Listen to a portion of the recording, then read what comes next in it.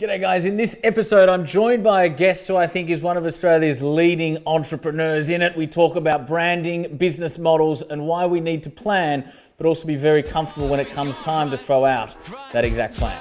28 and I'm trying to shape history, pulling from the sky for some strength to take with me, line up the stars, fly away quickly and push the world forward like a tidal wave hit me. I ride the wave swiftly, I fear no man, check my titles mate quickly, came from the sky with the light of day in me. Hey guys, welcome to episode 196. I'm particularly excited about today's episode. I've got somebody joining me who I consider to be an Australian entrepreneurial legend. This guy started Vino Mofo, co-founded it with another Australian legend, Andre, in a garage in Adelaide in 2011. They've grown it to 400,000 members, 120 staff, 50 million revenue. A lot of you probably seen the recent capital raise, which is probably one of the largest Australian capital raisings I've ever seen. It's probably the largest in history, right? One of? From an Australian. From an Australian investment firm, absolutely. Mr. Justin Dry, thank you for joining us. Thank you for having me. That was a really impressive intro. I was like, where's that guy? Love it when that happens. Yeah. Welcome, mate. Thank you. It's been a long time coming. We've both been talking about it for a little while now, and now it's come to fruition. I'm excited. Good to have you in the building. Rosie, still being incredibly strict on time, mind you. So, Justin, you and I are on our best behaviours today, mate. So no F-bombs? No, F-bombs are allowed. You just got to ask the boss. Most people think I have Tourette's, so there may be a few. I apologise in advance. That is completely fine on AskJackD. We're all for the F-bombs. Rosie, how you doing? I'm great. I'm excited for this episode. So am I. JD squared is what we call it. JD squared. You claimed that name, didn't you? Yeah. This is your creation. Oh, was that you? I thought that was you guys. No, I think I thought it was me, but I think maybe we both thought of it separately. Gotcha. It was one of those That's ones. very generous of you. Very nice. JD squared is the hashtag. Rosie, first question. Okay, so the first question comes from Angelica. She says, Angelica Nora? yes. Yes, good. Hey, wondering what your advice would be around the biz growing faster than cash flow is allowing. What would you do or what have you done? Yeah, really good question. And I'm actually glad Angelica Nora is asking this. Angela's been part of the Entourage family for a very, very long time and has a business in a similar space to Justin. You know Angela. I do know Angela. Hello, Angela. Thank you for the question. Thank you very much for the question. This is a really important question, and I'll throw to Justin for this, but it's really important, and I think the vast majority, particularly of early stage entrepreneurs, underestimate the importance of business model and financial mechanics, and by that I mean a whole bunch of different stuff. Justin can go into the specific. In terms of ensuring the success and, more importantly, the scalability of any business from a financial standpoint, right? This is a critical issue and clearly something that you guys have done incredibly well. Thank you. So basically with our business of Vino Mofo, the way we've structured the model means that we're actually cash flow positive. So we've never actually had a cash flow issue. Yeah, which is a good way to be. Yeah, it's a great way to be. What we did initially is we've basically payment terms. We made payment terms longer than the period of time that we sold the stock. So we typically work on, say, 30 days payment terms. Sometimes it's 1 day, but typically 30 days, which is really fast in our industry. But when we get the wines, we pretty much sell them within 1 to 2 weeks. So we're actually cash flow positive. So we've sold the wine before we've actually paid for it. Yeah. So perfect. More recently, when we've looked at going global and needing to scale faster than we could probably afford, with our current cash flow, we went looking for money. So we had this raise, and so we've recently completed a $25 million raise. And the purpose of that was because in order for us to open in different markets and scale up our marketing, we needed to spend more money than what we're earning within a short term. So first time ever, we're going to be negative cash flow. Yeah.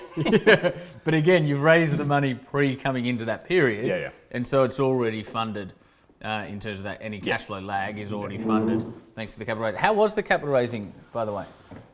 It was actually quite an interesting process. It was a long process. Yeah. So we were building relationships for about 2 years waiting for this moment. That we had a lot of interest in Vino Mofo because if you look at the metrics behind our business, they're quite sexy. They're, you know, everything points that way, and it's good, profitable business, always has been. So really, not hard to pitch to investors when you've got that kind of proposition. But Andre and I never really wanted to take money too early.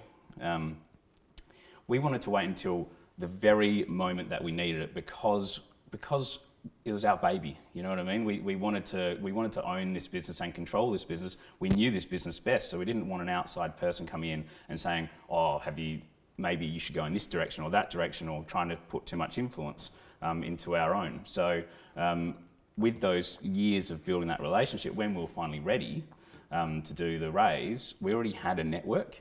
So it was just a matter of, all right, let's get the pitch deck together. And let's go and see everyone we know and see what comes from it. And obviously the business was in good shape, so everyone was kind of keen. And there was some really good people. And we ended up with Blue Sky, who we love. I love you, Elaine. Nick, Ben, hello. Elaine, Nick and Ben, you did very well. But in all seriousness, it sounds like Blue Sky do adopt from, you know, our discussions previously, it sounds like they do adopt a very human, entrepreneur-orientated approach to investment, which can be, unfortunately, rare to find. It really is rare to find. I mean, I think, you know, you and I spoke privately about this. I won't go too much into it. But it's not like anyone's watching. No. But what we did find with Blue Sky was just they're so human. They are so human. It's so rare to find people in that space that you just love as people. Yeah. And I think people that other founders that I'm friends with and in my network who have gone through this process in small ways or large ways, the advice was make sure you like the people. Yeah. Make sure you get to know the people really well. So it was awesome. We went out to heaps of dinners. We drank lots of wine. Beautiful. We were literally just talking about that in a previous episode around not raising money too early, because the further you can progress with a business, the less risky it becomes, the more future growth potential you can demonstrate, and the more robust the business is, which means risk goes down, future growth goes up, and therefore the valuation you're able to achieve goes up. And so it made beautiful play. So you guys started in 2011, raised in 2016, so about a 5-year ramp up, and then your first capital raising. Capital raising. Yeah, beautiful. Love it. Rosie, where are we going from here? Okay, cool. We're taking a question from Jason Ralston. He says, is firing more important than hiring, or both? Hearing a lot of talk about just give them a go, it feels good, but sort the firing out if they don't turn out right for you. Relates to business scaling rapidly. God. Yeah.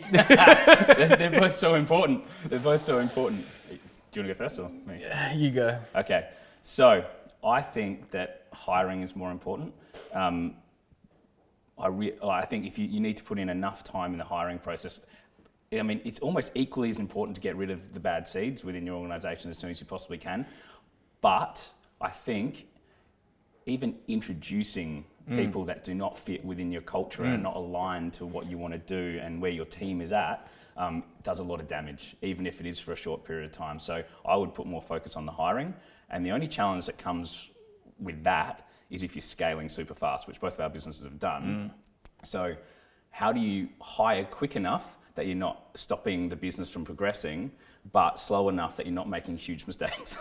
And for us, we've made lots of mistakes over the journey, obviously, in every single way, shape and form. But what we have done more recently, and we've got better at it over time, is making that process so much harder. To get a job at Vino Mofo now is really hard. It's really, really hard. They go through so many interviews. They go through video stuff. They go through, the culture team. And then finally they end up with Andre or I and getting to know them socially. It's a long, hard process. As it should be, right? Our process sounds exactly the same. Our whole recruitment process is built on a principle called deselection, which is most businesses sit down with a particular job applicant and the job applicant goes, I'm awesome, and the business goes, we're awesome, and flexible work hours and all this career progression and promotion. And this very shallow kind of conversation tends to transpire. We do the opposite to that, right? Because we don't want any relationship to start on an inauthentic foundation. So we obviously discuss our vision and our mission and our values, which ultimately and instantly connects with those who may be right from a cultural alignment perspective with our business. But we then spend 4 or 5 interviews. Some are based on competence, some are based on culture, some are based on going into different teams, and then sometimes they end up with me. And that whole process is built on deselection, which is to challenge the individual, which is to tell them how hard it is. Tell them that we're a high growth organization. Tell them that it's high demand, high expectation, high change, bordering on chaos at times. And it's the individual, because high growth business is so challenging, and not just for us, but for everybody in our team.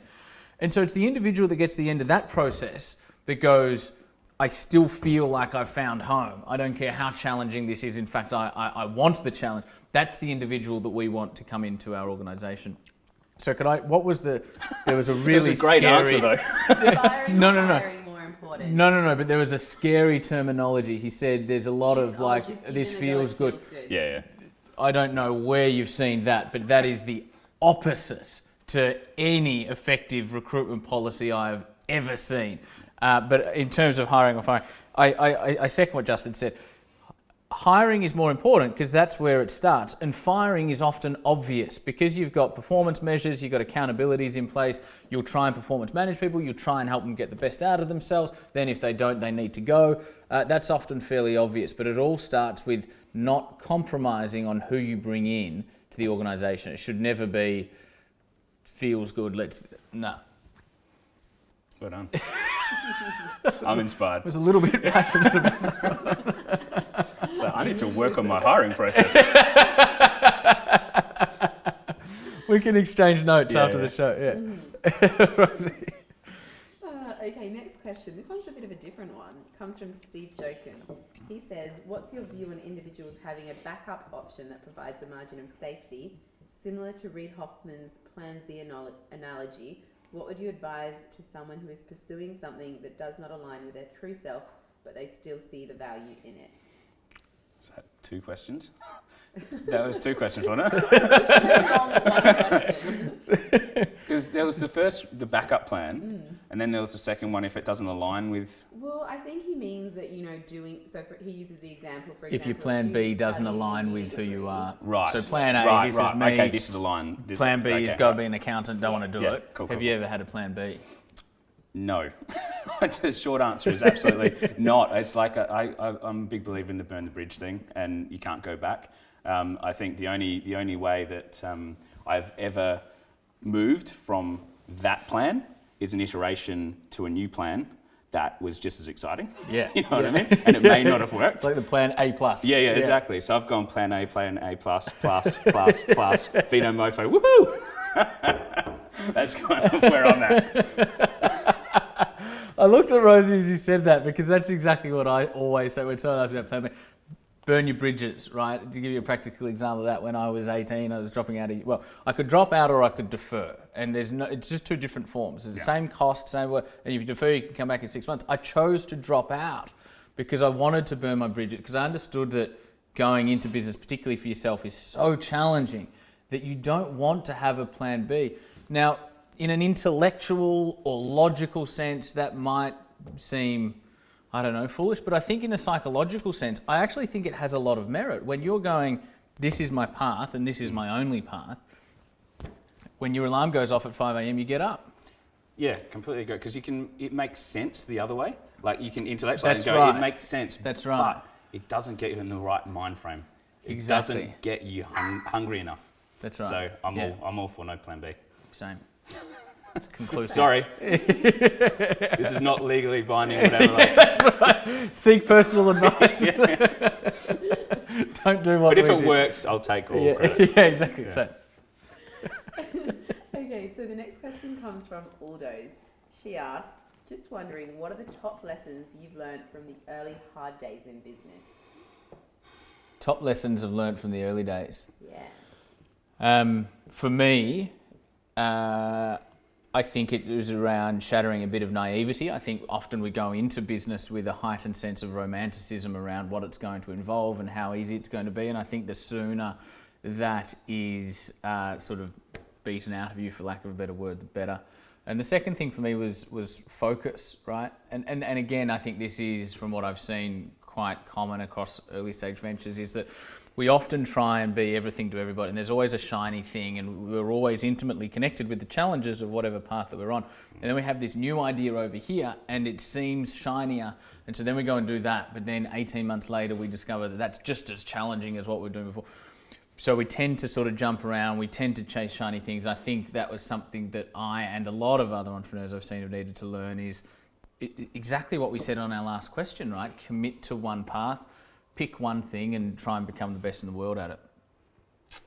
For me, the couple of lessons I learned early were probably get the product right and everything else will take care of itself. So marketing and everything around that, if you focus on making the product so fucking good and you make your customer experience so fucking good, then most of the other stuff kind of takes care of itself. So focus on product. 2, probably think customer first. I had all these ideas that I thought were amazing, and I was like, Andre and I would go like, oh, wouldn't this be cool if we did this and we did that, and then we never really asked anyone. And so when we put it out there, it was like, pew, and it didn't work at all, and neither did the next one. And then finally we were like, hold on, so what would I want as a customer out of this as opposed to a business owner? That worked really well. So I would probably say that, and then also the right people. We touched on hiring before, but we made heaps of mistakes early. We made some good ones, but if you get the right people within your team, you can change the world. If you get the wrong people, it can ruin your business completely. So probably people and focus and product. That's really cool. I didn't realize you and Andre had started previous businesses together. Yeah, so that's really cool. Yeah, so he married my sister. He's my brother-in-law. That's right. Yes, they met first. I just want to make that clear. So it wasn't like your best mate starts dating your sister, really awkward. It wasn't that. So they married each other, and then we got slightly tipsy to keep it kind of PG, and decided it was a good idea to go to business with each other over Christmas, and that was in 2005 or 6. Wow, so that's a good 5-6 years before Vino Mofo. Yeah, we had like 4, to use a cliche term, pivots from the original one, which was Quaff. Yeah. Including like an online traveling wine show, including a social agency, including a mobile check-in app business. Each one slightly better than the last. Yep. But still not that great. Yep. And so we had like 4 years of like no money, and he was married to my sister. So when I had no money, my sister had no money. It was fucking awful Christmases. Like awful Christmases. It was like you get tapped on the shoulder, is it going to be better next year? Like, oh, my sister, I love you so much. I'm going to have to lie to you. Yes, we had plenty of wine. We always had wine. Yeah. That was the one good thing about being in that business. Yeah. So let's just pause there for a second, because one question we often get is around co-founders and partnerships and all of that sort of stuff. That's a really cool story, because if you started in 05, that's 10 years ago and 5 or 6 years prior to Vino Mofo. What if you were to give other people advice around, or reflect on some of your experiences around successful business partnerships and a co-founder type thing, what's been the keys there? It's an interesting one. One, first, do it sober. That would be. You can start when you're tipsy, but probably, look, Andre and I, we're such different personalities. Like we are really different, and at the start that made business quite hard, because we used to come at things like completely differently, and because it wasn't working. So you got money problems, the business is not going as well as you possibly could, and then you've got strong personalities that come at this from a completely different way. So challenging the first part, but what's happened since, in the last probably 5-6 years, we started to realise that we make great decisions together because of that. Because we come at it from such different places that when we go deep in a challenge or an opportunity, we come out of that with the best solution that I think is probably possible. And that's because we're so different. So, and now because the time that we've spent together and the fact that we love each other dearly, he's part of my family. So we've given each other more and more time to become comfortable in our own roles, that we trust each other completely. For a couple of reasons. One, because he's really good at that, and I'm good at that. Yeah. But 2, because he's related to me. He's my brother-in-law. So you don't have those other fears around what a co-founder can, what you can experience with another co-founder. Yeah. So I think over time, the respect for each other and what we can do has grown. And when I look at stuff that he does creatively, I'm like, far out. Like, he's amazing. And I'm so glad to have him. And we couldn't have done what we've done today without both of us doing it together, because we brought those strengths together. So look, I think co-founders are amazing, but I've heard so many horror stories. Yeah. Mate, that's a beautiful story. That's really, really cool. So he's typically the more creative, and then you're more operational type thing? Yeah, I think so. So he basically looks after, always been head at the start. He looked after, now is more head of like content side of stuff. Yep. And he's great with branding. Yep. I'm marketing and operational. Yep. And so there are kind of two. So Beautiful. if you look at it like creative, marketing, money is the kind of two splits. Yeah. And he's just brilliant. He's really awesome at what he does. So it's handy to have him on the team. Very, very cool. Yeah, and you're right. There's so much magic in differences, right? And that, in my instance with my COO, for instance, he's been in education for 20 years. He's highly operational, Peter? No, his name's Florian Stark. Right, okay. Absolute gun. But, Janine Ellis said something similar to me. Founder of Boost Juice. She said because she was sort of rocking and rolling with her husband with regards to Boost Juice for a while. Yeah. And she said if Jeff was running Boost Juice, we'd have 500 stores and they'd be run terribly. If I was running Boost Juice, we'd have 12 stores and they'd be run beautifully. But we both run Boost Juice, so we've got 120 stores and they're run well enough. Yeah. It's that friction between the differences, provided we can approach the differences with love and respect. Yeah. It's that friction that ultimately, is really useful. They're good people. Yeah, they are good people. They're great people. Yeah. Cool. Rosie. Silence. Rosie. Hello. Usually she's snapping. I can't even give that excuse. I know. It's because I don't have your phone. That's How's your... Oh, you want my phone? Yeah, sure. Okay, thanks for reminding me. No worries. There you go. Okay, cool. So this question is from Abby. How are we going with time? Are you happy? We're going okay at the 22-minute mark. So yeah. She's giving me a face telling me we're not going okay with regards to time. We'll speed up. Fine. No, we are. We actually are. Quick fire answers from here. Yeah. Okay, so this question comes from Abby, and she says, how do you stay aligned to your values while working towards personal and business success? Beautiful question. Thank you, Abby, for that lovely question. I guess for me, in my experience, I think you need to get your values, your vision, your mission, your values written down, and then they need to be put everywhere around the business. They need to be communicated to your team strongly, regularly. I think regularly is really important. Yeah. And I have actually a kind of a value. I use Trello. So you use do we. Trello? Yeah. So we have like a company vision board, and it's got our values down. Yeah. But I also do it personally. And I think, so my personal Trello, which is my personal vision, is like I've got my values for me as an individual outside of the business. They're quite similar, but I think it's really, really important that you know them really, really well. Your team knows them really well. And all the decisions that you make within the business are aligned to those, and any questions you have come back to those. So that's, for me, how I stay aligned. Yeah. Exactly what Justin just said. Your answer is somewhat implicit in your question, in that I was thinking exactly what Justin just said. It's just about knowing them and getting clear on them. So many people don't have an understanding of what their personal values are, particularly what their business values are, right? So identify them, keep them front of mind. The only other thing I could add to that is what we've done in the last probably 12 months is taken our values and put them, we would call it values to behaviours. And so we've identified what are 3 core, so we've got 7 core values. Within each value, what are 3 core behaviours that you can be core to that value, 3 core behaviours you can be strong to that value, 3 core behaviours you can excel in that value. And so when we do our quarterly cultural weeks, which is sort of performance and cultural reviews, we've translated the values into behaviours, which helps give our people far more clarity as to how they can embody and embrace the values throughout their performance. That's been really useful for us. Cool. Yeah. Sounds like a good process. Now Rosie is snapping again, so... Okay, I'll be back. Just talk amongst yourselves. And then that's it. Just while Rosie does that, the other thing that Justin pointed out, which I think is really important, is to know your personal values as well, right? So your personal values should identify what needs to exist in your life and in your experiences in order for you to be happy and fulfilled individual.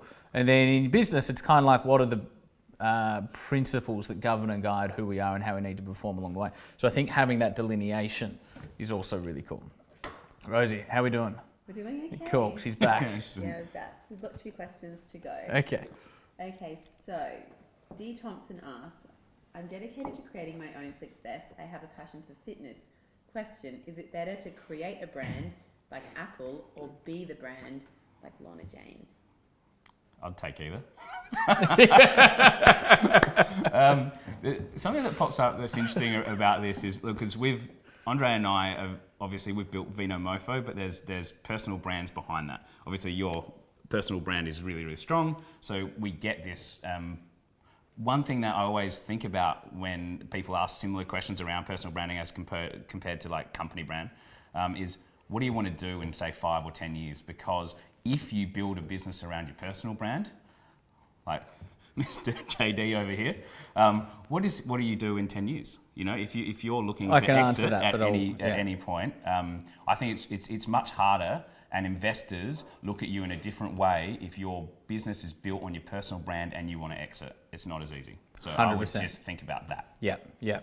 So how I've managed that, because my background is in raising money, buying businesses, selling bits. So my background is in don't ever get in front of a camera, don't ever get on, so that's sort of how I've reconciled the two is, I think it's important to understand that people connect with people more than they do brands. So in the early years of any business journey, it can be really useful to face up and front the brand if that's something that sort of aligns to who you are as a person. If it's not, then don't worry about it. But if it is, it can be a useful mechanism that if you're competing against larger institutions or big corporates, it's not something that they're going to be able to deploy. It's something that you can. So it can be a good competitive advantage to use your personal brand to help you in the early days.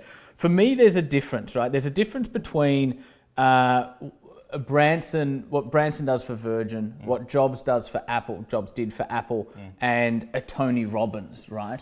And in terms of our model, funnily enough, and for people that watch this every day might have a different view, but our model, particularly with me, is not the Robbins model, because I can go away for a month, 2 months, 3 months at a time, and the entourage performance, activity doesn't drop one iota because we've got advisors, we've got presentation team, we've got trainers, we've got a set, we've got everything, right? So although my personal brand, we're very proactive with it, my businesses, Entourage, Beanstalk, Entourage Growth Fund, any investee companies that we've invested in, are not reliant on it. And so it's a complementary sort of dynamic as opposed to a dependent dynamic.